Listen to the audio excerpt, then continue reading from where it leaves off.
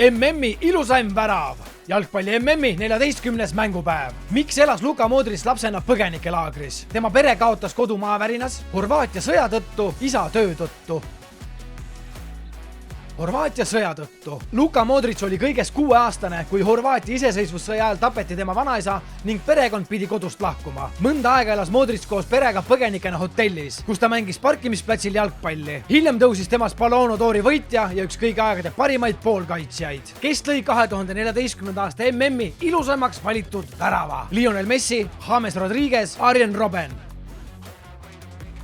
James Rodriguez 2014. aasta MM-i kaheksandikfinaalis Uruguay vastu võttis James Rodriguez palli rinnaga omaks ning saatis selle võimsa pöördlöögiga võrku. FIFA fännid valisid selle hiljem kogu turniiri parimaks väravaks, millise hüüdnime on andnud fännid Xherdan Shaqirile tema kehaehituse tõttu. The Tank, The Cube, The Machine.